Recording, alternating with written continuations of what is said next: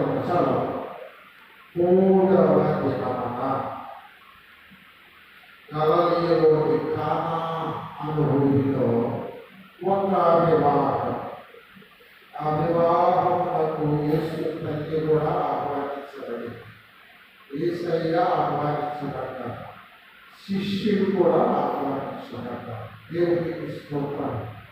మూడవ దినమున వివాహం, అది నేను మీతో చెప్తున్నాను. దేవునికి స్తోత్రం.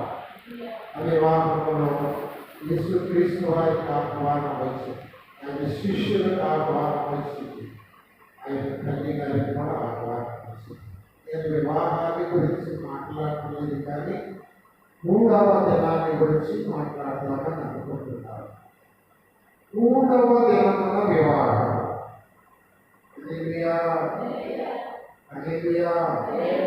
ఎన్నవ రోజు వివాహం?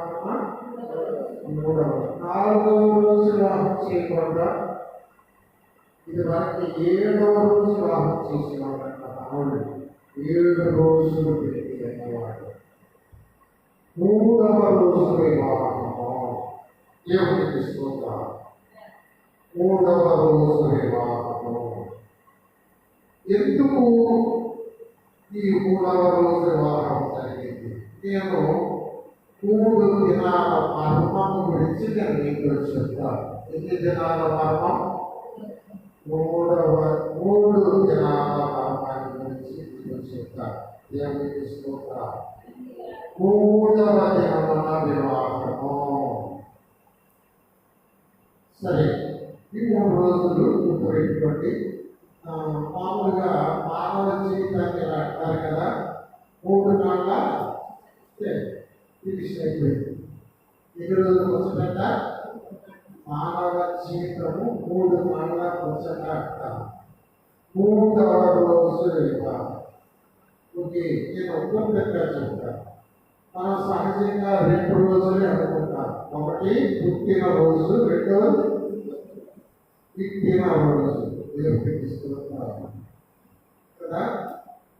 పుట్టగానే ఏడుస్తూ వస్తామంట, పోయేటప్పుడు కూడా ఏడుస్తూ పోతామంట, అది బ్రతుకులు ఏడుస్తూ ఉంటాం. ఓకే, పుట్టిన రోజు, విట్టిన రోజు, 3వది ఏడ్చే రోజు. దేవుడికి స్తోత్రం. బండి లాగుతూ సంసారం అనే ఈ బండిని ఏడుచుకుంటూ పోయే రోజు. పాట చాలా బాగుంది. పుట్టగానే నీవు ఏడుస్తావు, ఎందుకో నేను పుట్టేనని, బ్రతుకుతూ నీవు ఏడుస్తావు, ఎలా బ్రతకాలి నీవు, పోయేటప్పుడు కూడా ఏడుస్తావు నీవు, పోయేటప్పుడు కూడా ఏడుస్తావు నీవు, అయ్యో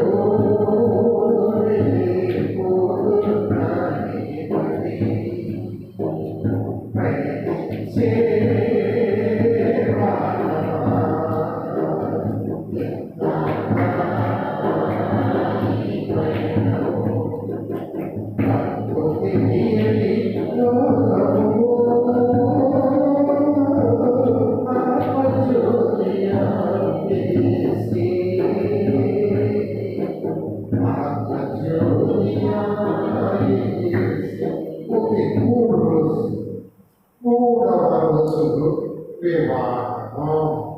ఓకే, ఈ 3 రోజుల గురించి కొన్ని మాటలు నేను మీతో పంచుకుంటాను. సరే, మొదటి దినం యోహాను సువార్త 1వ అధ్యాయం 29 చూడండి. మరునాడు యోహాను యేసు తన యొద్దకు రాగా చూచి, ఇదిగో లోక పాపములను మోసుకొని పోవు దేవుని గొర్రెపిల్ల. ఆ యేసుక్రీస్తు వారు మొట్టమొదటిగా ఆ శిష్యులకు కనబడిన రోజు అది. అంతకు ముందు రోజు పరిచయులు యోహాను దగ్గరికి వచ్చారు, మనుషులు పట్టారు. చూడండి 19వ వచనము. ఈమెవడమని అడుగుటకు యూదులు యెరూషలేము నుండి యాజకులను లేవీయులను యోహాను వద్దకు పంపినప్పుడు అతను ఇచ్చిన సాక్ష్యము ఇదే. అతను ఎరుగను అని ఒప్పుకోలేను, అతను ఎరుగనక ఒప్పుకోలేదు, క్రీస్తుని కాదని ఒప్పుకోలేదు. కాగా మరి నీవు ఎవరము, ఏయవా అంటే కాదా, నీవు ప్రవర్తవా కాదా, మరి నువ్వు ఎవరిని మాకు పంపిన వారికి మేము ఉత్తరం ఇవ్వబడిన కనుక నీకు గురించి నీవు ఎవరిని చెప్పుకోవాల్సిన అడిగిన పద్ధతైనా ప్రభుత్వానుసారం చేయు అని చేయుడి అని అరణ్యములో ఎలుగెత్తి చెప్పు ఒక్కరి శబ్దము అన్నాడు. ఏంటి అయితే ఎవరైతే ఒకరిని గురించి ఆ అరణ్యంలో మార్గము సారథం చేయని చెప్పి ఒక శబ్దాన్ని ఒక్క ఆయన ఎవరైతే ఎనక వస్తాడో ఆయన చెప్పుడు వారు విప్పడానికి కూడా నేను యోగుడను కాదు అంటారు. అమ్మ ఎక్కడికి ఎక్కడుందని తీసుకుంటారు, తీసుకుంటారు ఎప్పుడంటే బాగుంటుంది. ఓకే, నాకు క్లీన్గా ఉంటుందా,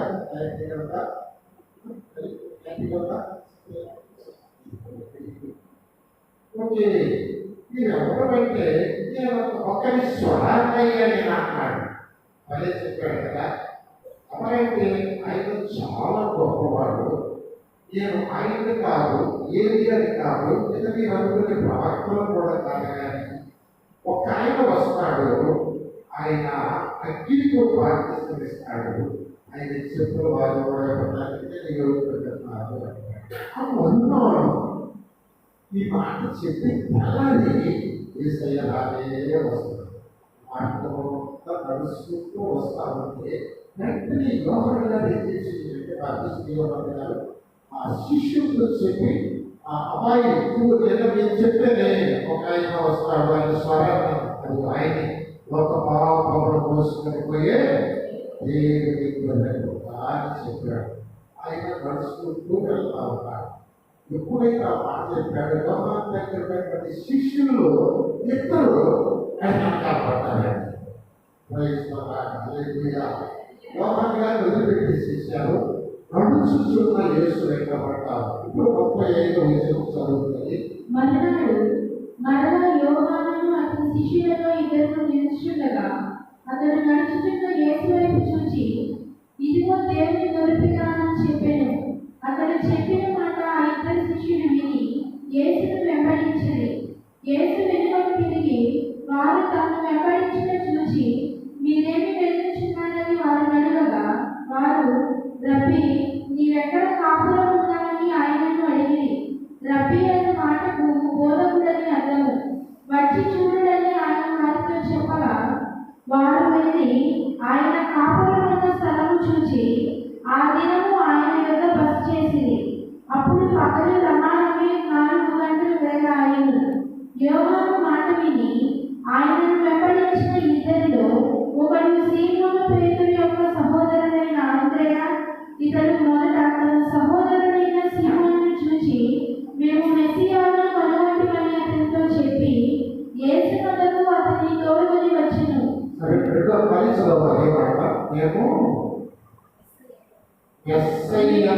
కనుగొంటివి అని చెప్పి చాలు ఇక్కడ జాగ్రత్తగా వినండి. మొట్టమొదట యేసయ్యను వాళ్ళు చూసినప్పుడు వెతుకుతూ ఉన్నారు. దేవునికి స్తోత్రాలు, హల్లెలూయా. వెతుకుతూ ఉన్నారంట. వెతుకుతూ ఉంటే మీరు ఏమి వెతుకుతున్నారు అని యేసయ్య అడిగాడు. హల్లెలూయా. మీరు ఏమి వెతుకుతున్నారు? ఒక మాట చెప్తాను ఇక్కడ. అతను నా వైపు చూడండి. వారు రబ్బీ, నీవెక్కడ కాపురం ఉన్నావని ఆయనను అడిగిరి. నా వైపు చూడండి. ఇప్పుడు వారు ఏమి వెతుకుతున్నారు? చెప్పండి. మీకు ఐడియా వస్తే రబ్బీని వెతుకుతున్నాడు. రబ్బీని వెతుకుతున్నారు వారు, రక్షకుడిని వెతుకుతున్నారు వారు. లోక పాపములు మోసుకొని పోయేటువంటి రక్షకుడు. మా పాపాలు మా తలల మీదగా పొంగిపోతా ఉన్నాయి, భరించలేకుండా ఉంటాం. ఈ పాపాలను మోసుకొని పోవడానికి మెస్సయ్య దేవుని గొర్రెపిల్ల వస్తాడని విన్నాం. ఆ రబ్బీ నువ్వేనని మా గురువైనటువంటి బాప్తిజం యోహాను చెప్పారు. కనుక ఇంకేమిటండి తెలియదు, ఇంకేమిటో వెతుకుతూ ఉన్నాము. మీరు ఎక్కడ కాపాడుతున్నావు అని వాటిని అడిగారు. వాటి ఏమి వెతకటం లేదు. పెద్ద ఏం డబ్బులు పోలా, లేదా కొట్టు కొడుకు పోలా, కదా వస్తువులు ఏం పోలా. కానీ వారు ఎస్ఐయాన్ని వెతుకుతున్నారు. ఆ పాపాలు మోసుకెళ్ళేటువంటి ఆ గొప్ప దేవుడు ఎప్పుడు వస్తాడా ఈయనన్నారు. ఈయన ఎక్కడ కాపాడుతున్నాడు, ఈయన ఎట్లా మాట్లాడాలి అన్నప్పుడు ఆయన కళాశాల కాపాడుతున్నాను అని చెప్పాలి కదండి. అలా చెప్పలేదు ఆయన. ఆయన ఏమని చెప్పాడంటే చదువా వచ్చి చూడని ఆయన వారితో చెప్పగా, ఓకే వచ్చి చూడి. ఈ మాట ఇంగ్లీష్లో ఇలా ఉంటుందండి, జాగ్రత్తగా పెట్టండి. కమ్ వెన్ యు సీ అని ఉంటుంది. కమ్ వెన్ యు సీ అంటే దాని అర్థం ఏంటంటే నీవు వస్తే చూస్తావు. చెప్పండి, నీవు వస్తే చూస్తావు. ఎక్కడ కాపాడుతున్నావో చూస్తావు, నేనెవరినో చూస్తావు, నేను ఏది చేయగలనో చూస్తావు, నా శక్తి నువ్వు చూస్తావు. చాలా మంది అంటారు ఆయన చేస్తే మేము వస్తాం, ఆ పైకి చేస్తే వస్తాం, మాకు కనబడితే వస్తాం, మేము అనుకున్నది జరిగితే వస్తాం, ఈ రోగం తగ్గితే వస్తాం, ఇదిగో ఈ సమస్యలు తీరితే వస్తాం. ఆయన అంటున్నాడు నువ్వు వస్తే చూస్తావు అంటున్నాడు. హల్లెలూయా అంటే యేసయ్యకి వెతక వెతికితే ఆయన కనబడతాడు. ఇక్కడ 42వ వచనం చదువుమా. 2వ వచనం అతని తోడుకొని వచ్చెను.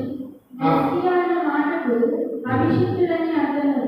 యేసు అతని వైపు చూచి, నీవు యోహాను కుమారుడు అయిన సీమోనువు, ఇతడు మొదట తన సహోదరుడైన సీమోనును చూసి మేము మెస్సియాను కనుగొంటిమని అతనితో చెప్పి,